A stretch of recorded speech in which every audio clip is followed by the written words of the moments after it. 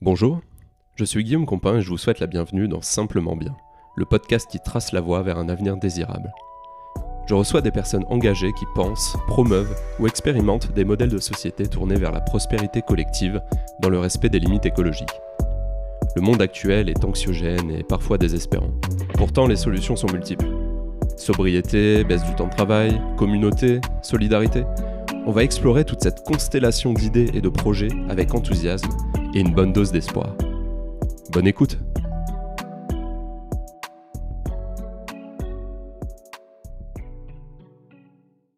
Je reçois aujourd'hui Alexandre Poidatz. Alexandre a de multiples cordes à son arc. Il occupe la plupart de son temps en tant que responsable de plaidoyer climat et inégalité dans l'ONG Oxfam France. Il donne des cours de plaidoyer dans l'enseignement supérieur. Pour autant, la raison principale pour laquelle j'ai souhaité inviter Alexandre, c'est qu'il est quelqu'un qui associe étroitement ses engagements sociaux et écologiques à sa foi chrétienne, qui est pour lui un grand moteur d'action. J'aimerais donc échanger avec Alexandre sur ce sujet pour comprendre comment la foi, et de manière générale la spiritualité, peuvent être des forces pour se mettre en mouvement. Alex, bonjour. Salut. Tradition dans le podcast, je demande à l'invité de se présenter avec ses propres mots. Donc voilà, je t'en prie, Alexandre, qui es-tu ? Je m'appelle Alexandre, je suis né du fruit d'un père français et d'une mère libanaise et j'ai grandi en Haute-Savoie. Et je dirais que les choses qui m'animent dans la vie sont de trois ordres. La première, c'est ma relation aux autres. Et donc je crois que c'est très important d'avoir un mode de vie communautaire et de tisser des liens avec les gens. Donc par exemple, je vis en communauté avec 20 personnes, ce qui est quelque chose qui me nourrit beaucoup dans la vie. Je suis aussi très animé par les injustices, on en reparlera, et donc mon rapport au monde et aux enjeux. Et enfin, je suis assez animé par la vie intérieure et la spiritualité, et on en reparlera aussi. Oui, avec plaisir, c'est super intéressant. Justement, je pense que le thème de l'émission sera beaucoup autour de cette mise en cohérence, ou en tout cas en articulation entre à la fois des engagements, on va dire, publics pour le collectif, mais aussi comment ça s'incarne dans notre vie personnelle. Et voilà, on pourra passer là-dessus un peu plus en détail après. Juste avant de commencer vraiment le cœur de l'échange, une thématique que j'aimerais quand même aborder en propos liminaire de notre échange avec toi, qui est déjà ce que tu fais en tant que métier, qu'activité principale chez Oxfam France. Je ne sais pas comment toi tu te présentes d'ailleurs quand tu interviens dans le cadre de ton métier. Oui, du coup, je suis responsable de plaidoyer sur les enjeux de climat et d'inégalité chez Oxfam France. En fait, la vision d'Oxfam, c'est de dire que pour répondre aux enjeux du monde, aux enjeux d'inégalité, de pauvreté, il faut aller à la racine des problèmes. Et donc, pourquoi travailler sur climat et inégalité en même temps ? C'est dans l'objectif de se dire que si on veut aborder la question de la pauvreté, des inégalités, on ne peut pas juste aborder la question climatique en disant à tout le monde « vous devez contribuer de la même façon par rapport au réchauffement climatique ». Il faut absolument voir la différenciation entre chaque individu. Et donc le mauvais exemple, c'est par exemple la taxe carbone qui crée les gilets jaunes. On a mis le poids de la transition sur tout le monde et du coup ça crée une transition qui est perçue comme punitive, qui n'est pas désirable et qui est contraignante. Et en fait, ce qu'on essaye de faire chez Oxfam, c'est de dire non, il faut aller à la racine du problème. Et la racine du problème, c'est justement que si on met le poids de la transition écologique sur ceux qui sont le plus responsables, ceux qui ont le pouvoir de changer les choses, alors on peut avoir une transition écologique et sociale qui se fait en douceur. D'où l'articulation entre climat et inégalité. Et concrètement, le travail, c'est du coup d'aller faire un travail d'influence auprès de ceux qui ont justement ce pouvoir. Donc ceux qui ont le pouvoir, c'est les responsables politiques, c'est les responsables économiques à la tête des grandes entreprises multinationales, par exemple les milliardaires, les PDG, et c'est d'aller à leur rencontre en dressant des constats et des propositions pour essayer de les influencer. Alors souvent, si ce type d'activité suffisait pour convaincre les puissants, on le saurait, et pour associer à cela, on va aussi utiliser des outils d'influence du grand public, de la campagne, de la communication, de la mobilisation citoyenne, pour que les citoyens se mobilisent et mettent collectivement la pression sur ces personnes qui ont le pouvoir pour changer les choses structurellement. Et du coup, dans le cadre de ces activités, en gros, c'est quoi les principales thématiques que toi, tu vas couvrir, sur lesquelles tu vas dénoncer ce qui ne va pas et proposer du coup des solutions, des alternatives ? Donc, les personnes qui ont du pouvoir et au cœur de la responsabilité vis-à-vis du changement climatique, ça va être évidemment les personnes les plus riches, parce que les plus riches dans la population sont ceux qui émettent le plus d'émissions de gaz à effet de serre. Et ça va être aussi les multinationales, qui ont une très grosse empreinte carbone et qui ont un impact sur énormément de leur chaîne de valeur, leurs salariés, etc. Donc mon travail principal, ça va être de faire en sorte que ces personnes-là qui ont du pouvoir puissent enclencher la transition écologique. Donc d'un côté, ça va être notamment pour les plus riches demander des mécanismes de fiscalité écologique à l'État, et donc de demander à l'État de taxer, avoir des taxes un peu pollueurs-payeurs, donc faire payer proportionnellement aux efforts et à l'impact sur le climat ces gens-là. Et de l'autre côté, c'est des propositions de régulation des multinationales, donc de faire en sorte que les multinationales réduisent leurs émissions de gaz à effet de serre, que le poids de l'investissement de la transition repose sur elles, pour qu'il y ait une répartition juste de l'effort. Et du coup, dans cette logique-là, tu as, avec Oxfam, sorti plusieurs rapports et mené plusieurs campagnes. Donc, il y a d'abord, peut-être on peut en parler brièvement, donc l'affaire BNP. Oui. Qu'est-ce que c'est l'affaire BNP ? Par exemple, effectivement, donc, dans l'aspect régulation climatique des multinationales, il y a quelque chose qui est peut-être pas intuitif, qui est que en fait, les multinationales, les entreprises qui polluent le plus, ce sont les banques, parce qu'elles vont financer tout type d'activités, et en particulier, elles vont financer le développement des énergies fossiles, des nouveaux projets d'extraction fossile qui sont incompatibles avec les objectifs climatiques. Et la banque qui pollue le plus, et donc l'entreprise en France qui pollue le plus, c'est BNP Paribas. Et donc on a attaqué en 2022 avec 2 autres associations BNP Paribas pour non-respect de son devoir de vigilance climatique, parce qu'elle se dit alignée sur les objectifs climatiques 1,5 degré, mais elle continue de financer des entreprises qui développent des nouveaux projets. Et c'est un procès qui a lieu depuis maintenant 2 ans et demi. Et en plus, ce que tu disais, c'est effectivement, il y a les multinationales, mais il y a les ultra-riches, et pareil, c'est quelque chose qui paraît pas forcément intuitif quand on s'intéresse pas de près à cette question, mais je sais que tu as aussi justement avec Oxfam sorti un rapport, enfin même plusieurs rapports, qui montrent en fait, l'impact différencié en fonction de nos revenus et de notre patrimoine. Est-ce que tu pourrais revenir rapidement là-dessus ? Oui, donc si on regarde les inégalités climatiques, en fait, si on regarde que d'un point de vue de consommation, les 1% les plus riches de la planète vont émettre autant que 2 tiers de l'humanité. Donc il y a une vraie responsabilité d'un 1% les plus riche, c'est énorme. Mais si on se concentre encore plus haut dans le panier, il y a les milliardaires qui vont avoir une empreinte carbone encore plus importante. Alors que ce soit les 1% les plus riches ou les milliardaires, c'est notamment dû à leurs moyens de transport, c'est là où ils vont se différencier du reste de la population. Et pour donner un ordre d'idée, par exemple Bernard Arnault, il va émettre 10 000 tonnes de CO2 par an par sa consommation, parce qu'il va utiliser des yachts, des jets, etc. Alors qu'un Français moyen va émettre environ 9 tonnes de CO2 par an. Donc l'écart est abyssal, et ça c'est juste la consommation, parce qu'en réalité, on peut aussi regarder l'empreinte carbone liée à ses investissements, donc au capital qu'on possède, pas que à sa consommation. Et là, l'écart est encore plus important, puisque 63 milliardaires en France polluent autant que 50% des Français. Donc très concrètement, si on reprend Bernard Arnault, parce que c'est l'homme le plus riche de France, Bernard Arnault, il va émettre en moyenne par an 2 millions de tonnes de CO2, du fait de ses actifs financiers qu'il possède dans diverses entreprises, qui vont elles-mêmes polluer. Contrairement à un Français où en moyenne avec son épargne il va émettre environ 10 tonnes de CO2 par an. Donc on voit que là on est sur un rapport à des centaines de milliers de fois d'émissions plus importants.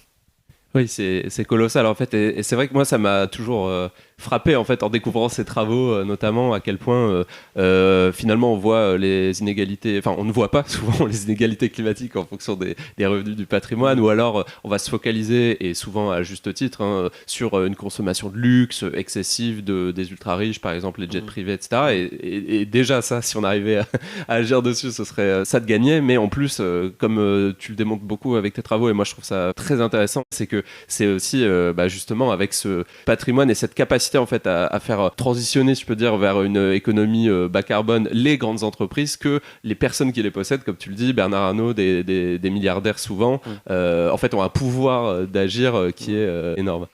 Comme on disait, le but c'est d'aller à la racine des problèmes, et donc en fait la fiscalité climatique est un levier hyper important, notamment la fiscalité climatique du capital, parce qu'à l'inverse de la taxe carbone, en fait c'est un peu l'anti-taxe gilet jaune. Donc par exemple, une proposition concrète qu'on fait, c'est l'ISF climatique, et le but c'est de pas seulement taxer la richesse des personnes les plus riches, mais taxer les émissions de la richesse. Autrement dit, Bernard Arnault, on va le taxer sur les actifs financiers qu'il va posséder dans des entreprises, et donc plus les entreprises dans lesquelles il va investir auront un plan de transition et émettront peu de CO2, moins il paiera de taxes, donc il sera incité à décarboner ces entreprises, alors que s'il continue d'avoir des actifs financiers dans des entreprises très polluantes, et au contraire il va être fortement taxé. Et donc c'est typiquement un type de mesure qui va toucher que les 1%, 0,1%, les gens qui ont beaucoup de capital, qui va absolument pas toucher 90% des Français, et qui va en plus encourager une réorientation des investissements et du capital des entreprises fortement carbonées aux entreprises bas carbone. Donc c'est gagnant-gagnant. Donc quand on dit il n'y a pas d'argent pour financer la transition écologique, il y en a totalement, et en plus ce serait vraiment une taxe qui permettrait de lever des recettes et en plus favoriser une réorientation des investissements. Donc il suffit juste d'avoir de la volonté politique pour le mettre en place derrière.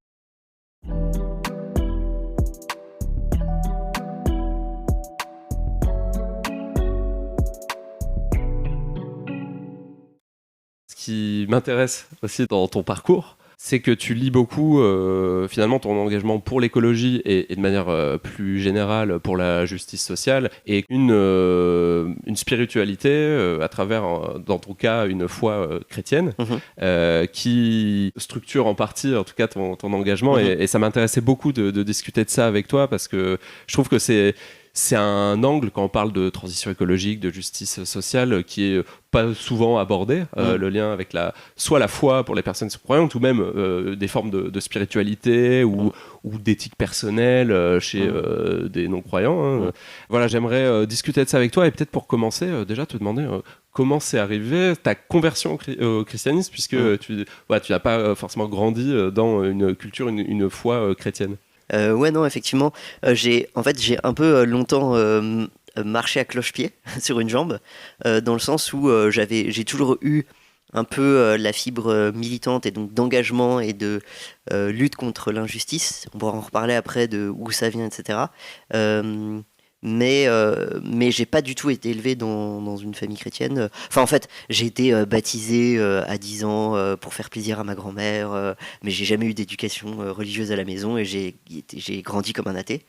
Et donc, en fait, c'est que plus tard, en fait, pendant le lycée, j'étais très curieux des personnes qui avaient la foi. Je trouvais qu'elles avaient quelque chose de pétillant dans le regard, qu'elles avaient une attitude assez particulière et qu'elles avaient quelque chose que je n'avais pas. Et donc, moi, je cheminais à cloche-pied pendant tout ce temps-là. Et petit à petit, je me suis intéressé un peu aux religions, aussi parce que ma mère est libanaise, du coup, c'est un peu, c'est un pays où il y a beaucoup de chrétiens, beaucoup de musulmans, et essayer de comprendre tout ça, mais c'était plus d'un point de vue intellectuel. Et à l'université, quand je faisais des études d'un master en Angleterre, j'avais un colocataire indien musulman qui avait qui avait une foi très vive et à qui j'ai beaucoup parlé. Et en fait, à la fin de l'année, il m'a invité à faire Ramadan avec lui. Alors j'ai dit vas-y, on va faire Ramadan pour rigoler. Et en fait, pendant Ramadan, ça peut paraître un peu fou, mais j'ai eu un matin une forme d'expérience spirituelle, dans le sens où je me suis levé et j'ai senti une espèce d'énorme douche de vagues d'amour m'envahir, d'une confiance dans la vie énorme. Je savais pas trop le nommer, etc. Et en parlant avec des amis musulmans ou chrétiens après, ils m'ont fait « Mais c'est ça, Dieu, Alexandre !» Ça peut paraître un peu bizarre, mais en gros, à partir de là, du coup, je me suis dit « Ah d'accord, donc c'est quelque chose... qui peut être un peu soit transcendant, soit immanent, qui peut venir de l'extérieur ou qui vient de l'intérieur. » Et donc j'ai commencé à cheminer, à m'intéresser plus à des religions. Donc je me suis demandé si j'étais chrétien, est-ce que j'étais musulman et tout. Et finalement, c'est plutôt dans le christianisme où j'ai trouvé une pratique de la prière qui me correspondait, des personnes avec qui échanger qui me correspondaient, et où j'ai pu, à partir de ce moment-là, un peu plus marcher sur mes deux jambes. Donc pas que avoir un engagement, on va dire, politique structurelle, mais aussi un engagement dans ma relation au quotidien vis-à-vis des autres individus. Tu as parlé d'éthique. Moi, j'ai vraiment eu l'impression de développer une éthique des relations humaines au contact des chrétiens. Quand j'ai compris ce que j'avais ressenti et que c'était ça, ce que les gens appelaient Dieu, ce qui est très difficile à cerner, ce que ça veut dire Dieu, j'ai commencé à dire que je croyais en Dieu. C'est-à-dire que quand tu crois en quelque chose, c'est pas, tu vois, par des faits parfaitement scientifique, rationnel, c'est-à-dire je crois en quelque chose, même si ça peut sembler irrationnel. Mais pour moi, c'était un Dieu qui était un peu le Dieu d'Abraham, des trois religions, qui ne s'incarnait pas dans une religion spécifique. Pour autant, j'avais le sentiment que ça devait se vivre par la prière, que ça se vivait en discutant de ça avec d'autres personnes, en apprenant, en faisant de la théologie, en lisant des bouquins là-dessus sur la spiritualité. Et donc j'avais besoin d'un groupe communautaire avec qui vivre ça. Donc c'est là où j'ai cheminé, où je suis allé à la rencontre de chrétiens, beaucoup plus de chrétiens que de musulmans, mais je ne savais pas, je me définissais pas comme chrétien ou musulman. Et c'est plus tard où je suis tombé en France sur une association qui s'appelle Fondatio, où j'ai pu vivre des temps, des week-ends avec eux, des semaines de vacances avec eux, où il y avait des groupes de partage, des lectures, on m'a appris un peu à prier, à avoir une vie intérieure, mais aussi une vie communautaire avec d'autres personnes.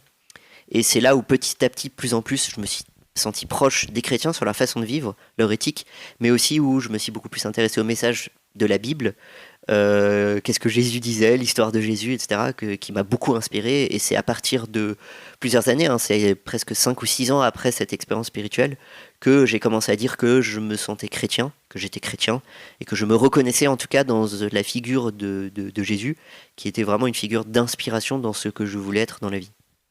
Je pense que pour avoir échangé déjà avec toi sur ce sujet, que tu as aussi une vision assez œcuménique de la croyance, dans le sens où en fait on peut être chrétien, musulman, juif ou même athée, par exemple c'est mon cas, et partager en fait beaucoup de choses dans des formes de spiritualité, d'éthique, etc. et de quête en fait aussi à la fois de vérité peut-être ou d'amour, un peu tout ça. Et là je fais une petite digression personnelle, mais j'ai moi-même été par exemple bénévole dans une association qui s'appelle Coexister, qui a vraiment pour vocation, c'est un mouvement de jeunesse qui réunit des jeunes de convictions différentes et qui essaie de mieux se comprendre et de voir un peu ce qu'on a en commun, ce qu'on n'a pas forcément en commun, et c'est ok aussi. Oui, tout à fait. Et donc j'ai l'impression que finalement toi-même tu as été un peu coexistant dans ton cheminement jusqu'à finalement te reconnaître peut-être plus dans la foi chrétienne, quoi, mais... Ouais, exactement, c'est ça. C'est qu'au début, quand je dis je crois en Dieu, c'était quelque chose de très universel. Et c'est vrai que je pense, en tout cas, moi, j'avais le besoin à un moment d'affirmer plus une identité chrétienne et de m'inscrire dans une communauté. Et en fait, c'est ça, de dire je suis chrétien, c'est oui, je marque ma différence avec les autres. C'est aussi des frères et sœurs, entre guillemets, ou des concitoyens, peu importe le terme. Mais que j'avais ce sentiment en tout cas, je crois qu'on a besoin de s'inscrire dans des groupes communautaires en tant qu'humain. Et moi, j'en avais besoin à ce moment-là pour pouvoir vivre quelque chose de plus proche et avec une proximité et ancré aussi dans une tradition. Ce qui m'intéresse en particulier, c'est de me dire qu'est-ce que cette foi, cette inscription aussi dans dans une communauté croyante, etc. Qu'est-ce que ça t'apporte, comment ça se lie à ton action militante d'engagement que tu avais d'ailleurs déjà avant même ces révélations spirituelles, si je peux les appeler comme ça. Ouais, exactement. En fait, la révélation spirituelle, comme tu le dis, j'avais plutôt 21 ans, mais c'est vrai que moi, l'engagement, en fait, ce qui me déclenche, c'est vraiment ce qui m'anime énormément, c'est les injustices. Et la grosse injustice qui a eu lieu dans ma vie, en tout cas dont j'ai pu être témoin, c'était en 2008, j'avais 16 ans lors de la crise financière, et je ne comprenais pas comment quelques banquiers pouvaient mettre des millions de personnes en situation de précarité. Et donc cet enjeu de la justice sociale dont tu as parlé, et d'une nécessité de réguler ce système économique qui n'avait pas de sens pour moi. Donc ça a été quelque chose qui me traverse depuis toujours avant la foi, et qui m'anime encore aujourd'hui. Et en fait, si je peux faire mon travail, c'est parce que je sens que dès que je vois une injustice, dès que je lis l'actualité, ça me met en mouvement. Mais c'est un mouvement, comme je dis, à cloche-pied. Donc j'avançais, mais que à cloche-pied. Et en fait, avec la foi, ce que j'ai pu découvrir, c'était aussi une éthique de l'engagement, et de développer aussi pas qu'une justice pour le monde, mais aussi une justice dans mes relations. Et donc, par exemple, il pouvait m'arriver d'aller manifester et de passer à côté d'une personne sans domicile fixe, ou d'une personne qui demandait de l'aide, où j'allais un peu trop vite et j'allais manifester pour la justice sociale dans le monde, mais où en fait une personne là qui en fait vivait ça, et ben je m'arrêtais pas forcément pour l'avoir. Et j'ai l'impression que en tout cas les chrétiens, ils m'ont appris à prendre soin du plus vulnérable, ou de la personne la plus vulnérable, la plus petite, aux périphéries de la société, et de m'arrêter pour ça. Et donc il y a une éthique de la relation. Ça c'est pour la relation aux autres que j'ai pu développer et qui m'a un peu plus permis de marcher sur les deux jambes. Mais je me suis senti un peu plus, en tout cas en relation, en cohésion dans ce que je vivais. Aussi, ça c'est sur la justice sociale, mais aussi sur l'écologie. Par exemple, moi j'ai beaucoup appris grâce au christianisme, aussi à la lecture de certains textes du pape, on pourra en reparler peut-être après, comme Laudato Si, du fait de se dire, il y a la relation au vivant. Donc se dire en fait quand on se bat pour des injustices, c'est au nom du vivant, que tout être humain puisse vivre avec dignité, mais que ça vaut aussi pour le vivant, dans le sens le vivant autour de nous, les arbres, les fleurs, etc. D'ailleurs le pape François, il tire son nom de Saint François d'Assise, qui est un saint, qui est la première personne, en tout cas en Occident, à avoir écrit un poème sur la nature, où il parle de frère loup, sœur eau, frère soleil, etc. C'est assez beau. Et donc j'ai aussi beaucoup appris à me décentrer d'un regard purement humain, mais d'avoir une relation aussi au vivant qui pouvait me nourrir, et à contempler un peu la nature, à me ressourcer dans la nature, etc. Donc voilà, ça m'a permis en fait de pas seulement me battre pour lutter contre le réchauffement climatique, lutter contre les inégalités, mais aussi vivre un peu plus dans mes relations ou intérieurement, cette relation au vivant, cette relation à l'environnement autour de moi et aux êtres vivants, aux êtres humains aussi autour de moi. Peut-être justement, si tu peux un peu expliciter ce qu'est Laudato Si, c'est peut-être le bon moment, effectivement. Laudato Si, donc c'est un texte qui a été écrit par le pape François en 2015, avant la COP 21 à Paris. Et donc là, il a engagé toute l'Église catholique sur des prises de position sur l'écologie, ce qui était la première fois dans l'histoire, en fait. Et en fait, à la lecture de ce texte et d'un autre texte qui s'appelle Laudate Deum, qu'il a sorti plus tard, en 2022, qui est encore plus engagé. À la lecture de ces deux textes, j'ai vraiment eu le sentiment d'avoir une cohérence et de comprendre, d'avoir cette cohérence entre un engagement pour le monde, mais aussi un engagement dans la relation humaine et au quotidien, un peu un mode d'emploi sur comment vivre, comment se comporter, comment être en accord. Ouais, c'est ça, tout est lié entre un moment, en fait, ce que je vais faire dans ma relation à la personne la plus pauvre, ça va me nourrir aussi dans mon engagement dans la justice sociale. Ce que je vais vivre vis-à-vis du vivant et d'être sensible vis-à-vis du vivant, ça va me nourrir dans mon engagement dans la lutte contre le réchauffement climatique, par exemple. Et alors, peut-être que j'imagine que tu n'as pas appris par cœur Laudato Si, mais est-ce qu'il y a typiquement, je sais pas, un exemple de passage ou qui articule ce que tu viens de dire?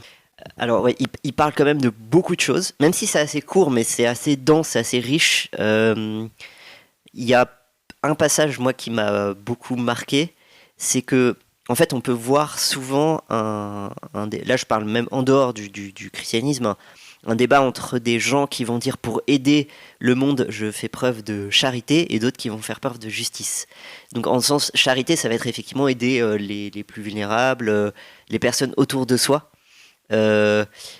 Sont les gens proches de soi. Ça, c'est la charité. Donc, le SDF dont je parlais tout à l'heure, etc. Des choses comme ça.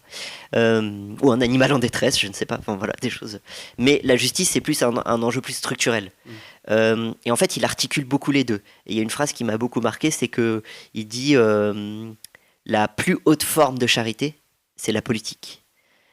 Et en fait, c'est vraiment la politique dans le sens où s'engager en politique, s'engager pour quelque chose de plus grand que soi, c'est une forme de charité. Et moi, ça me permettait de me réconcilier avec ces deux phases de l'éthique du quotidien et aussi d'un engagement pour quelque chose de plus grand. Et moi, je ressens en tout cas à sa lecture, à ça, un lien entre tout et une cohésion entre tout. Enfin, c'est vraiment un livre qui permet la cohésion et l'articulation entre la vie intérieure, la vie vis-à-vis des autres, des êtres humains, mais aussi du monde vivant, et vis-à-vis des engagements politiques en général.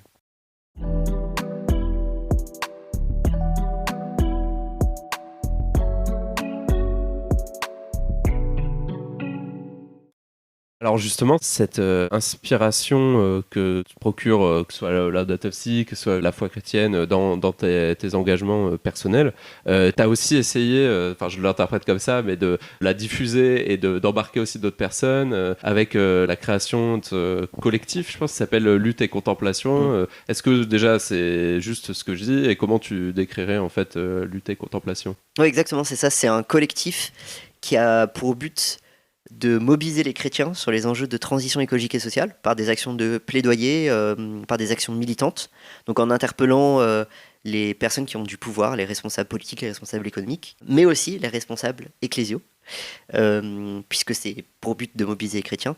Donc ça, c'est la partie lutte, mais il y a aussi la partie contemplative qui a pour but aussi, dans cette démarche, de vivre des temps communautaires. Et donc on retombe sur pas que se battre contre des injustices structurelles, mais aussi avoir une justice dans ses relations. Et donc on a des espaces, je dirais, d'adelphité, donc de sororité, de fraternité ensemble, avec des personnes qui sont des militants, qui ont besoin de se ressourcer. On va prier ensemble, on va faire des actions collectives joyeuses ensemble, on va aussi expérimenter la joie. Tous ensemble, faire des chants, faire des blagues, etc. Et le but, c'est d'articuler les deux, donc à la fois de pouvoir s'engager pour le monde, mais aussi de vivre des choses qui vont nous nourrir individuellement et nous ressourcer. Et du coup, quel genre d'activité, d'action vous menez avec Lutte et Contemplation? On s'est créé en septembre 2023, donc c'est assez récent. Alors, ce qui est assez cool quand même de décrire, c'est qu'il y a désormais 10 groupes locaux dans toute la France, il y a 100 membres actifs qui donnent plusieurs heures par semaine, il y a aussi 5000 personnes qui nous suivent dans une newsletter, donc ça a vraiment créé une dynamique et une envie, un besoin, notamment chez des jeunes chrétiens qui ont été justement sensibles aux enjeux écologiques, pas que du pape pour les catholiques, mais aussi chez les protestants, aussi chez les orthodoxes, et qui ont compris cette articulation nécessaire avec l'écologie, qui sont le fruit de leur génération, mais qui se retrouvaient pas forcément dans des ONG traditionnelles et qui avaient aussi besoin d'articuler ça avec leur foi. Donc déjà en termes de contemplation et de vie, de prière et de temps de ressourcement et d'adelphité tous ensemble, il y a eu ça suscite beaucoup de. Enfin, on fait régulièrement des temps dans toute la France, mais par exemple à Paris, on se retrouve tous les 2 fois par mois et il y a au moins 50 personnes à chaque fois. Parfois, on arrive à 200 personnes, c'est assez impressionnant. Et en termes d'action, on a plusieurs types d'actions. C'est par exemple mobiliser contre Total. Et on a aussi mobilisé des responsables ecclésiaux avec nous, des prêtres, des sœurs, parce qu'il y a beaucoup de chrétiens en fait chez Total. Donc par des actions militantes, par des manifestations au Baptême Total, mais aussi on a organisé des goûters à des moments au Baptême Total pour inviter les salariés de Total à venir échanger avec nous.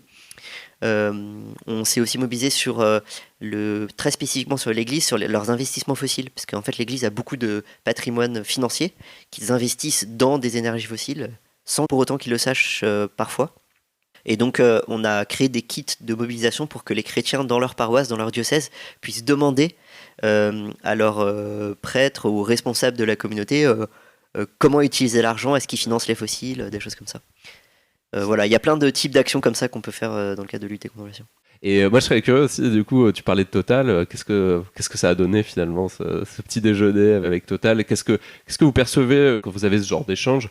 Je sais que tu peux en avoir aussi dans le cadre de ton activité professionnelle avec Oxfam, mais du coup, dans un autre contexte. Qu'est-ce que le fait de rencontrer, par exemple, des personnes de chez Total via Lutte et Contemplation change? Est-ce que tu as des souvenirs, des anecdotes? Là, ça peut être ce rendez-vous, mais ça peut être d'autres moments qui te viennent peut-être en tête. En fait, c'est assez drôle parce qu'il se trouve que grâce au christianisme, à une identité partagée, on va se retrouver dans des situations un peu hors normes, dans laquelle j'aurais pas, en tant que responsable plaidoyer juste d'une ONG comme Oxfam. Et donc, par exemple, typiquement, on a été invité par un très haut responsable chez Total, un cadre qui avait vraiment beaucoup de pouvoir chez Total, avec qui on a pu échanger suite à ces différentes actions et qui en fait allait prier dans le même lieu où on va prier, qui s'appelle Thésée. Et il disait que en fait le nom de Lutte et Contemplation vient de cette communauté qui s'appelle Thésée, qui est une communauté œcuménique en France, bref. Et donc il était très sensible à ça. Et c'était drôle parce qu'au fil de la conversation, il nous disait que d'un point de vue chrétien, il était d'accord avec nous que il fallait arrêter l'extraction fossile, que continuait à faire Total. Et donc on sentait son incohérence totale en lui, c'est le cas de le dire. Une dissonance, quoi, Une un dissonance, peu. ouais. Il disait d'un point de vue chrétien, je suis d'accord avec vous, mais après, on fait mieux que d'autres, etc. Et donc là, on retombe sur les prismes. Mais du coup, j'ai senti un lien, une connexion avec lui qui était pas, qui n'aurait pas été forcément possible ailleurs. Je sais que par exemple, Christophe Béchu, à l'époque, l'ancien ministre de la Transition écologique, il nous a invités là où des assos écologiques n'étaient pas invités parce qu'il est chrétien lui-même et que ça le touchait. Je sais aussi que par exemple, dans la communauté fondation dont j'ai parlé, je suis devenu ami avec Hubert, qui a plus de 60 ans, qui est chef d'une ETI, qui est membre du MEDEF, avec qui j'aurais pas du tout échangé par ailleurs, moi, militant écolo.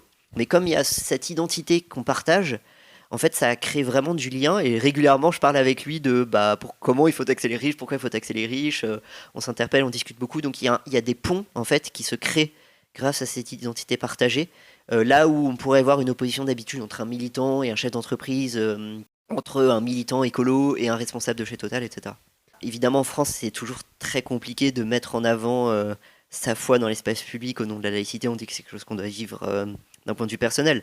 Mais finalement, en fait, la corde chrétienne et la foi chrétienne est quand même présente chez beaucoup de gens, notamment dans cette génération d'hommes de plus de 60 ans qui le vivent en fait beaucoup intérieurement. Et donc ça crée des ponts et des liens. Je dirais que ça sème des graines. Jusqu'à présent, j'ai pas vu non plus quelqu'un qui a complètement shifté après une discussion. Faut pas, enfin voilà, malheureusement, peut-être que, mais en fait, ça plante des graines. Oui, effectivement, tu l'as dit, dans leur cœur, ça touche à des cordes sensibles. Et je pense que ça montre leur incohérence dessus. Et je pense que typiquement, quand le pape parle d'écologie et invite très fortement à dire il ne faut pas être à recherche de profit à court terme, mais œuvrer au bien commun, investir dans la transition. Quand le pape défend Greta Thunberg, quand c'est le pape qui le fait, ce type d'entrepreneur, ce type de haut cadre dans des multinationales, en fait, je pense que ouais, ça joue vraiment ça vient les chercher intérieurement par des messagers qui sont crédibles, contrairement à une ONG traditionnelle comme Greenpeace, Oxfam, etc. Et justement, tu parlais donc des institutions chrétiennes. Qu'est-ce que tu penses de la façon dont l'Église, on va dire en France, parce que je peux pas avoir une vision non plus mondiale sur le sujet, mais s'empare des enjeux de transition écologique? Qu'est-ce que tu trouves bien et qu'est-ce que tu penses qu'il faudrait améliorer dans l'Église en France? La nuance importante que j'ai pas précisée tout à l'heure, mais c'est que je me définis comme chrétien et pas comme catholique. Ok. Dans le sens où chrétien pour moi c'est vraiment que je crois dans la figure de Jésus et ce que dit la Bible et l'histoire qui est racontée dans la Bible et l'inspiration que c'est. Puis je crois aussi dans mes prières en Jésus en tant que Dieu. Bon voilà, on passe sur des trucs plus spirituels, mais voilà, c'est ma croyance personnelle. Pour autant, je me reconnais pas du tout dans l'institution de l'Église catholique, notamment sur les inégalités majeures entre les hommes et les femmes. Et bon, plein d'autres sujets, les relations aux homosexuels aussi, etc. Bref, on pourrait développer. Mais en tout cas, sur l'écologie, il y a quand même quelque chose où là-dessus, le pape François, à nouveau, je le dis, a eu un impact majeur, notamment par les 2 encycliques dont j'ai parlé, Laudato Si, Laudate Deum. Et, euh, et je pense qu'on a besoin d'alliés comme ça, comme de messagers différents, et que ça a eu un écho assez majeur au sein de l'Église catholique. Après, concrètement, je pense que bon, il y a beaucoup de choses à faire d'un point de vue, matériel. C'est-à-dire, on a parlé des investissements, par exemple, tout à l'heure. Il y a une vague de désinvestissement. Par exemple, l'ensemble de l'Église en Angleterre a désinvesti des énergies fossiles.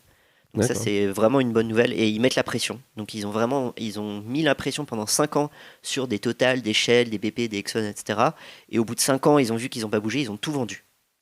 En France, on a essayé donc on a cette action aussi, on essaie de créer le mouvement. Il y a le diocèse de Nantes et le diocèse de Grenoble qui ont désinvesti. Voilà, c'est que 2 villes, mais c'est déjà ça. Et on espère que ça va continuer à porter du fruit. Donc en termes de cohérence, l'Église n'est pas du tout encore parfaite dans ses actions. Mais en termes de parole, en tout cas, ça se propage de plus en plus. Et notamment dans une parole sur l'écologie qui peut être perçue comme de gauche, quand c'est par contre un prêtre qui va la poser, ou quand c'est l'Église, ou quand c'est le pape. En fait, pour des chrétiens qui pourraient avoir évolué dans une famille de droite, ou qui sont de droite, ou qui sont libéraux, ça va venir les travailler. Donc, en termes de parole, l'Église avance beaucoup. En termes de pratique, il y a encore du chemin à faire. Justement, c'est quoi un peu les principales revendications de Lutte et Contemplation? Qu'est-ce que vous cherchez? Est-ce que vous avez identifié en fait des priorités, de choses que vous aimeriez faire bouger? Non, on a parlé des énergies fossiles, de Total, des investissements fossiles. On s'est aussi mobilisé sur une lutte locale à Beauvais contre l'extension de l'aéroport de Beauvais. Il se trouve qu'en fait, il y avait un groupe de chrétiens très actifs du voisinage et qui ont fait appel à nous. Donc, on a essayé de visibiliser ce projet et cette lutte locale environnementale. Donc, ça a plutôt bien marché puisque notre Affaire à tous, qui est une ONG française au niveau national, s'est saisie du dossier et a attaqué en justice l'aéroport au nom justement de non-respect des normes environnementales et des plans d'alignement climatique de la France. Voilà, ça fait partie des exemples. Et là, j'ai bien envie de te parler aussi de la campagne qu'on fait pendant le carême. Donc le carême, c'est 40 jours avant Pâques. C'est vraiment le moment le plus important pour les chrétiens. Pâques, ça célèbre la résurrection de Jésus. Bref, peu importe, mais c'est l'occasion d'avoir une attention particulière à ce moment-là. Et en fait, dans cette période qui est quand même assez morose d'un point de vue politique avec les enjeux du monde, on s'est dit que c'était bien de faire du bien à ceux qui font du bien. Et donc là, pendant carême, on va chaque semaine faire des actions militantes, pas contre quelque chose, mais pour quelque chose. Et donc, par exemple, on se mobilise pour remercier les associations qui prennent soin des sans domicile fixe, en envoyant des courriers, en faisant des manifestations en bas du siège de la Fondation Abbé Pierre, mais avec des croissants, des chocolats, en disant merci. On va aussi faire ça pour l'Office français de la biodiversité. Là-dessus, je pense qu'on va faire une action collective de lettres pour remercier l'Office français de la biodiversité qui est attaqué par la droite et l'extrême droite à l'heure actuelle. Soi-disant parce qu'ils embêtent les agriculteurs, alors que c'est juste la police de l'environnement qui défend la biodiversité et aussi les agriculteurs. Voilà, ce type d'action qu'on essaie de mener, parce qu'on sent que aussi d'un point de vue du militantisme, on a aussi besoin de joie, et que, voilà, au nom de chrétiens, je veux dire l'évangile, donc qui est la partie de la Bible spécifique à la vie de Jésus, ça veut dire bonne nouvelle. Donc on a envie de aussi transmettre cette bonne nouvelle et de vivre une forme de joie collectivement en communauté pour vivre ces moments difficiles et se dire qu'on peut aussi faire bouger les choses comme ça. Moi, je trouve ça génial et ça s'inscrit beaucoup dans la continuité en fait de moi. Ce que j'essaie de faire aussi avec ce podcast, c'est vraiment de montrer que même si on parle de sujets qui sont difficiles, même si c'est des causes qui peuvent créer beaucoup de souffrance chez des gens, les personnes qui subissent les inégalités, les personnes qui s'engagent aussi pour les résorber, parce que l'engagement militant, c'est parfois dur. Justement, j'ai envie aussi de montrer à la fois des exemples de personnes qui s'engagent, mais aussi comment on peut rester joyeux, comment on peut rester aussi positif. Pas tout le temps, on peut pas toujours être positif, mais en tout cas garder un peu cette énergie et une forme de bien-être et de joie collective. Donc à titre personnel, je trouve ça absolument génial et je me dis que c'est assez pionnier. Enfin, j'ai l'impression qu'on pense pas souvent à le faire, alors que ça paraît essentiel en fait de soutenir les gens qui font le bien autour de nous. Donc bravo pour ça déjà. Merci. Et puis du coup, moi ce que je retiens aussi de ce dont on a parlé un peu avant, c'est l'intérêt à travers ces mobilisations. Par la fibre chrétienne ou croyante, peu importe, de personnes qui n'auraient peut-être pas été sensibilisées autrement. Et en fait, en miroir, on peut aussi s'interroger sur le fait que souvent, par exemple, les ONG environnementales, les structures, notamment à Paris, qui s'engagent sur ces causes-là, sociologiquement, sont souvent composées de personnes qui sont blanches, très diplômées, souvent très à gauche, enfin voilà, et qui ont plein de belles valeurs, et souvent d'ailleurs la volonté de parler à plein de gens, mais qui, de fait, savent pas trop toujours aussi par où commencer, comment toucher d'autres personnes, et du coup je trouve ça extrêmement intéressant de se dire en fait on peut aussi, les personnes sont complexes, on peut être au cadre de Total mais être fervent chrétien, on peut, enfin peu importe, voilà, il y a plein de complexités comme ça qui existent, et donc essayer aussi de faire évoluer les consciences et les actes par d'autres biais, je trouve ça super intéressant, et c'est l'une des raisons pour lesquelles je trouvais particulièrement pertinent de t'inviter ici pour en discuter. Peut-être pour clore un peu cet échange sur ce sujet, qu'est-ce que tu dirais en fait qu'apporte le fait de s'engager sur des enjeux écologiques, de justice sociale via l'aspect spirituel, la foi, et à l'inverse, est-ce que ça amène des difficultés en fait? Qu'est-ce que ça apporte? Je dirais une forme d'espérance à toute épreuve. Il y a une distinction entre l'espoir et l'espérance. L'espoir, c'est quelque chose de rationnel. On peut se dire, tiens, j'ai l'espoir qu'il y a ce candidat qui défend l'écologie, la justice sociale, qui est en train d'émerger, qui embarque la société et qui va peut-être être élu en 2027. C'est un espoir tangible. L'espérance, c'est plus du domaine, justement, un concept chrétien, du domaine de la foi. C'est croire, mais quelque chose qui est irrationnel. C'est-à-dire que je ne peux pas t'expliquer comment j'ai une forme d'optimisme, et une forme d'optimisme qui m'habite, de me dire, en fait, ça va aller. Et dans tous les cas, y a des choses, je sais pas, le fait que les gens continuent d'avoir des enfants, le fait que les gens continuent de se serrer les coudes, de se battre, d'être engagés dans des associations, ça me donne de l'espoir. Les liens entre les individus, ça me donne de l'espérance, vraiment, là, plutôt que de l'espoir. Donc ça, c'est vraiment quelque chose qui m'apporte beaucoup. Et en fait aussi d'avoir une vie de prière, on n'en a pas beaucoup parlé, mais quand je parlais de quand j'ai découvert la foi et cette vie communautaire, c'est vraiment la vie communautaire, c'est aussi ce moment où on va prendre du temps de prière, des temps en silence, des temps de relecture personnelle sur sa journée, sur son année, sur sa vie, des temps pour se ressourcer soi-même, partager aussi avec les autres dans des groupes d'écoute active, piocher aussi dans des lectures de la Bible pour prendre du recul sur des enseignements qu'a pu témoigner Jésus, sur comment faire le bien, comment revenir à la source un peu de l'amour, des choses comme ça. Tout ça, c'est des moments qui sont très précieux, qui sont des vrais lieux de ressourcement. Là où, dans l'espace militant, on peut essayer de lutter contre la machine infernale qui est le néolibéralisme, la société, qui est un peu une structure dysfonctionnelle, et où on peut s'épuiser. Et donc, je vois beaucoup de militants qui peuvent se fatiguer. Et moi, y compris, à plein de moments, je me suis fatigué en tant que militant. Et ça se développe. Il y a plein d'espaces pour prendre soin des uns des autres dans des collectifs militants. Donc ça, c'est cool. Mais je vois justement que, en tout cas, chez les chrétiens, ça existe depuis des années. Oui, c'est ça. On peut peut-être s'en inspirer aussi Ouais, dans d'autres espaces, quoi. exactement. Et à l'inverse, moi, ce que je peux voir parfois, je dirais la chose négative chez des croyants, la foi, c'est de se dire justement de trop rester dans l'espérance. De se dire non, mais ça va aller, et tu peux du coup te désengager un peu du monde et un peu avoir une forme d'optimisme naïf plutôt. Et donc là, au contraire, je leur dis regardez bien ce que font les militants. N'oubliez pas que, et ce qu'a dit le pape aussi, la plus haute forme de charité, c'est la politique. Enfin, que l'engagement dans la société, c'est absolument beau et nécessaire. Et que Jésus, il disait pas aime ton proche comme toi-même, il disait aime ton prochain. Et donc il y a une différence majeure entre ton proche et ton prochain. Souvent, on va dire les chrétiens de droite, ils vont parler des proches en disant il faut d'abord prendre soin de soi et de sa famille. Ce qu'on voit beaucoup aux États-Unis aussi, la community, l'environnement immédiat. Exactement. Mais c'est pas du tout ça. Enfin, la traduction dans la Bible, c'est vraiment son prochain. Et son prochain, c'est pas que. Bien sûr qu'il faut prendre soin de sa famille, bien sûr que c'est important de prendre soin de soi, évidemment. Mais quand tu prends soin aussi de l'autre personne à l'autre bout du monde qui est impactée par le réchauffement climatique, de la personne sans domicile fixe dans la rue, que tu ne connais pas, tu prends aussi soin de toi-même d'une certaine façon.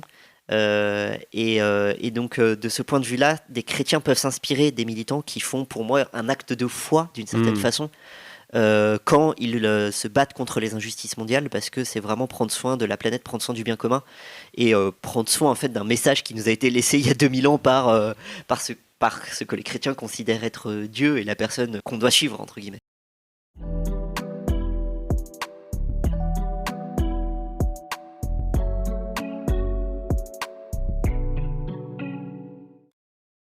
J'aimerais bien passer maintenant à une séquence que j'aime bien avoir à la fin de la conversation. On a beaucoup parlé de cette thématique, mais du coup, pour des personnes qui nous écouteraient, quels seraient en fait tes conseils pour quelqu'un qui se dit ah oui, ça me parle en fait ce lien entre spiritualité et engagement, peut-être pour avoir plus d'espérance, je sais pas. Par où commencer? Du coup, on peut rejoindre Lutte et Contemplation si on est si on est chrétien. Oui. D'ailleurs, il y a peut-être d'autres communautés, d'autres croyances qui existent, je sais pas. Qu'est-ce que tu conseillerais? Je sais pas si tu as une réponse, hein, parce que c'est assez vaste, mais tu as peut-être des idées. Pour te répondre, déjà, il y a aussi une asso qui s'appelle Greenface. Et donc, c'est un peu comme Lutte et Contemplation, mais ça a vocation à rassembler des chrétiens, des musulmans, des juifs, des personnes de toute confession, donc autour de la transition écologique. Donc c'est exactement la même logique que Lutte et Contemplation, à part que c'est beaucoup plus large, entre guillemets. Donc il y a cette association-là, si ça parle à plusieurs personnes.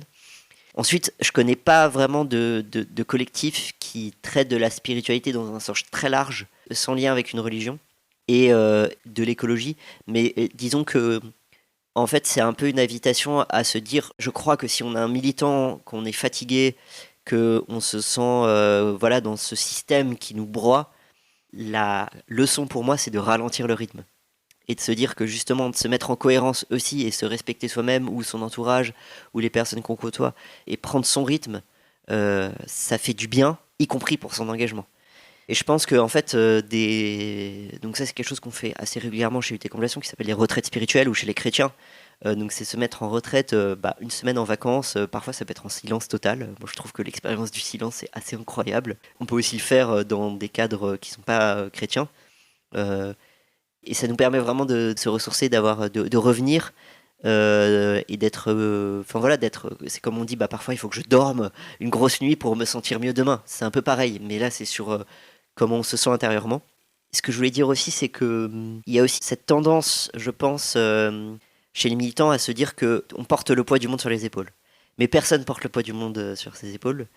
Et une invitation aussi à se décentrer et se dire... je fais un parallèle, mais c'est pas une invitation à dire croyez, tout le monde croit ce qu'il veut, mais justement, nous, j'entends souvent quand il y a des militants qui sont chrétiens et qui sont trop engagés et qui portent tout sur leurs épaules, qui jouent un peu les super-héros, j'entends souvent des prêtres, des sœurs, des gens dire non mais attends, là tu te prends pour Dieu. Il n'y a que Dieu qui sauve, entre guillemets. Il n'y a que lui qui maîtrise tout, entre guillemets, ou la vie, peu importe comment on l'appelle, si on est croyant ou pas. Donc ça, je pense que cette tension-là est important à comprendre, et à se dire qu'on va pas... Pour autant, il ne faut pas non plus se dire je ne porte rien sur mes épaules. On a tous une part de responsabilité. Donc en fait, ce que je trouve vraiment intéressant, et je trouve que le nom de Lutte et Contemplation le montre bien, c'est qu'il existe des tensions entre beaucoup de choses. Et c'est savoir ce courage de la nuance, ce courage de l'équilibre, d'essayer de marcher entre les deux jambes, comme je disais tout à l'heure, de la lutte et de la contemplation. Et dans des moments où on est trop en lutte, de se dire, il faut que je prenne le temps de juste me ressourcer, de prendre des temps seuls, d'aller me ressourcer dans la nature, d'aller dormir, etc.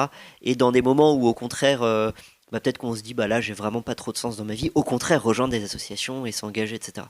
Donc, voilà. Une forme de régulation un peu, peut-être aussi. Ouais, exactement, j'aime beaucoup la régulation. Non, mais c'est vrai que je pense que ce qui est assez intéressant aussi, et qui peut parler à beaucoup de personnes militantes, pas forcément croyantes, c'est effectivement cette prise de recul, mais aussi, comme tu le disais, le fait de pas croire qu'on doit tout résoudre soi-même. Ou voilà. Alors des fois, ça peut être par ego, on a l'impression qu'on est super fort et donc effectivement une forme d'humilité. Tu vois, quand tu disais, tu te prends pour Dieu, etc. Mais je pense que ça peut être aussi dans l'autre sens, et c'est ce que tu dis aussi, hein, c'est-à-dire des personnes qui vont du coup aller très mal parce qu'elles ont l'impression qu'elles en font jamais assez, que si elles font pas ce qu'il faut tout le temps au bon moment, en gros, le monde va s'effondrer, et de dire bah non, en fait voilà, t'as pas un pouvoir divin à toi tout seul, et du coup le monde existe avant toi, il existera après toi. Et d'un côté je suis complètement d'accord qu'il faut pas que ce soit démobilisant, mais ça permet aussi de relâcher la pression et de se dire bon, je fais autant que je peux quand je le peux, et puis je peux aussi me ressourcer, il y en a d'autres qui peuvent prendre le relais. Je pense que ça, en termes de bien-être militant,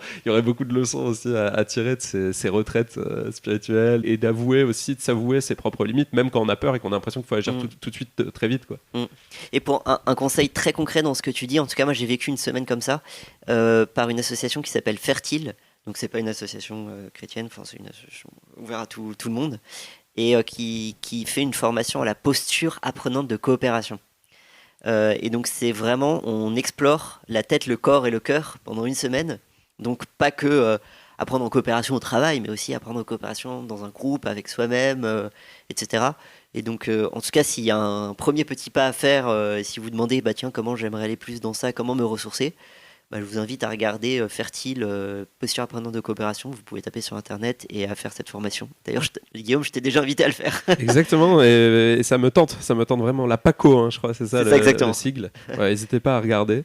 Et aussi peut-être une dernière question autour de ce sujet, spiritualité, engagement, c'est est-ce que toi tu as des inspirations, que ce soit des personnes, d'autres projets que lutte et contemplation. Alors tu as parlé du pape qui est une figure qui t'inspire beaucoup. Est-ce qu'il y a d'autres exemples? Ça peut être aussi tout simplement des contenus, des lectures, des œuvres, des choses qui te parlent quand on évoque comment la spiritualité peut soutenir l'engagement, et réciproquement d'ailleurs.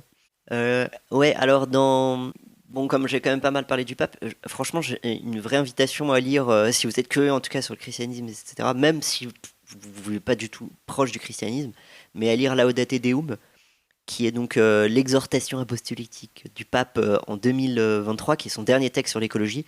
Et sincèrement, c'est très court, ça se lit vite. Et quand vous lisez, si vous ne savez pas qui c'est, vous pouvez penser que c'est Greta Thunberg qui l'a écrit, et en gros il n'y a que 10% de spiritualité un peu vers la fin, quoi.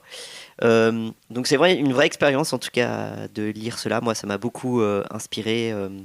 Il articule beaucoup aussi le lien par exemple entre les éco-gestes, où il dit par exemple les éco-gestes sont nécessaires mais ne sont pas suffisants parce que ça permet d'avoir un changement culturel autour de soi, mais il faut aller dans les structures et les personnes les plus responsables. Et il dit qu'il comprend les actions de désobéissance civile, par exemple des jeunes qui se mobilisent autour des COP, etc. Enfin voilà, de la part du pape tu t'attends pas du tout à ça. Donc bref, c'est vraiment un très beau texte, très bien écrit.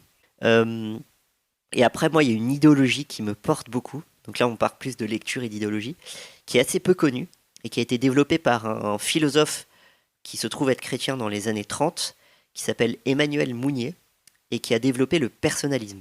Et en fait, le personnalisme, à ce moment-là, le capitalisme existe déjà et se développe de plus en plus, mais il y a aussi une forme de communisme, mais proche du stalinisme, qui se développe aussi avec du léninisme à l'époque. C'était pas encore Staline dans les années 30, mais qu'il rejette aussi.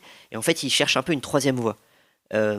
Qu'il appelle le personnalisme, où il dit en fait nous ne sommes pas des individus. Les individus, ça c'est un peu le communisme ou le néolibéralisme qui veut le dire, parce que d'un côté dans le communisme il n'y a plus de liberté personnelle et on se dissout dans la masse, et du côté du néolibéralisme il y a beaucoup la liberté qui est exprimée, mais en fait on parle que d'un individu qui doit être compétitif et qui doit être méritant et plus fort que les autres et dans une forme de méritocratie. Et lui dit attends, on n'est pas des individus, on est des personnes. On est des gens qui s'épanouissons par la coopération, qui tissons des liens et qui cherchons l'intérêt général et le bien commun plutôt que juste mon intérêt personnel et être plus fort que l'autre. Et donc il a une vraie vision, je trouve, très belle. Et en fait pour moi c'est une troisième voie dans laquelle on devrait s'inscrire aujourd'hui, de se dire que on peut très bien allier des institutions justes et aussi une forme de personnalisme où on va exprimer sa personne, où chacun peut exprimer son charisme et se développer en tant que personne. Et là, on trouve la cohésion un peu entre comment je suis bien dans mon entourage, comment je peux exprimer ma personne de la meilleure façon possible. Est-ce que je suis artiste, est-ce que je suis écrivain, est-ce que je suis intellectuel, est-ce que je suis militant, mais aussi se dire qu'on peut articuler ça avec des institutions justes et quelque chose de l'ordre de la justice. Et en l'occurrence, juste aussi dire un truc qui me rend fou souvent sur la transition écologique et sociale, notamment pour les plus pauvres. On va leur dire vous devez faire des éco-gestes, changer vos modes de consommation, etc. Mais quand on est plus pauvre, on n'a pas le choix de faire ça. Et en fait, ce qu'on a tendance à oublier, c'est que nous ne sommes pas des consommateurs, nous ne sommes pas que des individus consommateurs, comme veut faire croire le néolibéralisme, nous sommes des personnes. Et des personnes qui pouvons être aussi des citoyens, et où on peut aussi s'engager dans une forme de mobilisation citoyenne. Donc quand on est chrétien, par exemple, en interpellant son diocèse, par exemple, sur des investissements fossiles, quand on est un simple citoyen français sans forcément une conviction religieuse, où on va aller écrire à son député, écrire à son ministre, et en fait, faire acte de citoyenneté, c'est gratuit, c'est à la disposition de tout le monde. Et je trouve que ça fait vraiment une expression du personnalisme, où on sort de notre impuissance.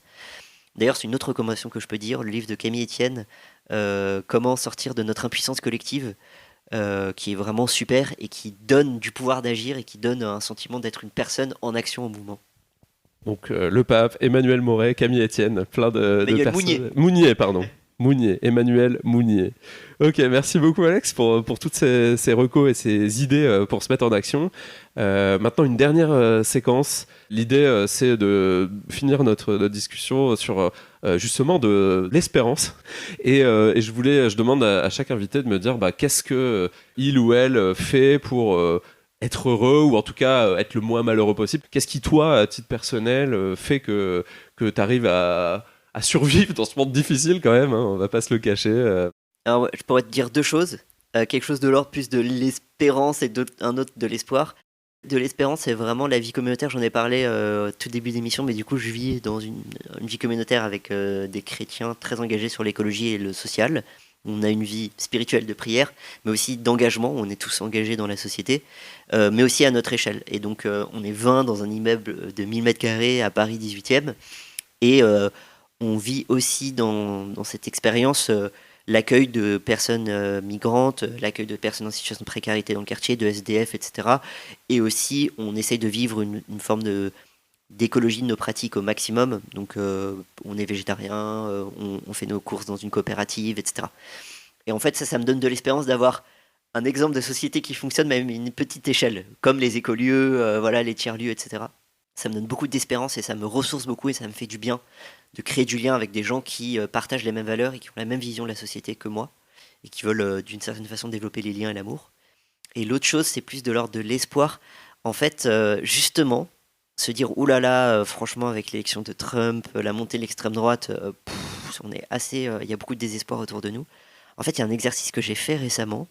Pour être très honnête, puisqu'on en a parlé tout le long, j'étais en train de prier et d'un coup, je me suis dit, Alexandre, il faut que tu écrives les motifs d'espoir. Et donc, boum, je me suis levé, je suis allé prendre un papier et des crayons et j'ai écrit tous les motifs d'espoir qu'il y avait. Et ça m'a fait énormément de bien. Et d'ailleurs, je demande à tout le monde, là, ces derniers jours, c'est quoi tes motifs d'espoir ? Donc, juste après qu'on raccroche le micro, Guillaume, je vais te demander quel est ton motif d'espoir, ou tes motifs d'espoir. Avec plaisir. Et je trouve que ça fait beaucoup de bien. Et en fait, notamment, pour juste dire, là, je pense que plus on va désespérer, plus on donne raison à l'extrême droite. Et en fait, l'extrême droite veut jouer avec notre malheur. Mais ce qu'il faut voir, c'est que, notamment dans un livre, par exemple, de Vincent Tiberge, qui s'appelle La droitisation de la France, mythe ou réalité, il montre qu'en fait, les valeurs de tolérance dans la société française ont augmenté ces dernières années. Et donc, c'est contre-intuitif par rapport au fait que les gens votent de plus en plus à l'extrême droite. Mais c'est parce qu'en fait, les gens votent à l'extrême droite parce qu'ils trouvent une incarnation et peut-être une alternative là-dedans. Et que c'est un temps temporaire, mais que ça fait 10 ans, 20 ans que les enjeux de transition écologique augmentent culturellement dans la société, que l'égalité homme-femme progresse dans la société, les idées de tolérance progressent dans la société, et que je pense qu'on est en train de gagner, et que là on a juste un backlash temporaire, qu'il faut juste résister, tenir les boucliers, et qu'on va réavancer derrière, mais pour ça, il faut de l'espoir. Écoute, ça rassure et ça donne envie de s'engager encore plus. Donc, merci beaucoup, Alex, pour ce partage. Et ça tombe bien parce que le but de ce podcast, c'est vraiment ça, en fait. C'est de aussi donner des motifs d'espoir et d'espérance. Donc, et je pense que à travers cette émission, tu m'en as donné beaucoup. Et j'espère aussi pour les personnes qui nous écoutent. Donc, merci beaucoup, Alexandre. Merci pour ton écoute et merci à tous les auditeurs qui nous écouteront. Cet épisode avec Alexandre Poidatz a été tellement riche que je ne peux résumer ici qu'un aperçu des choses qui m'ont marqué. Avant tout, ce qu'Alexandre décrit des inégalités de responsabilité et de pouvoir face à la crise climatique est particulièrement frappant.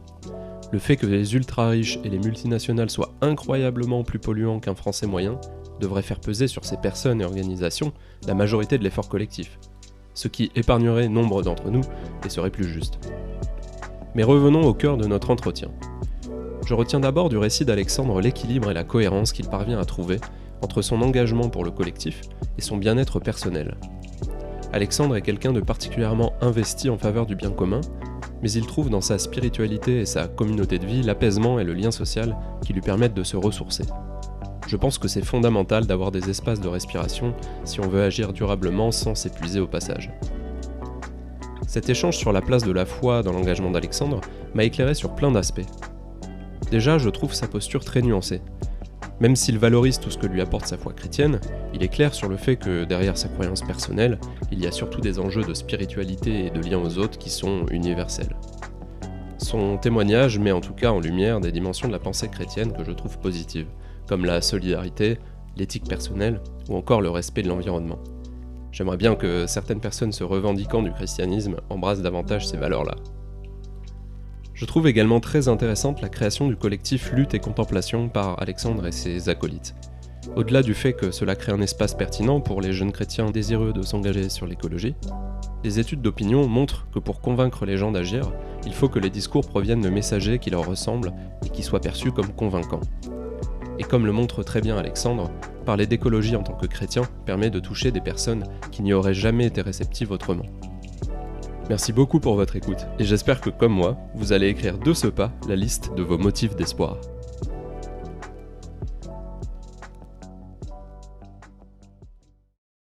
C'est la fin de cet épisode.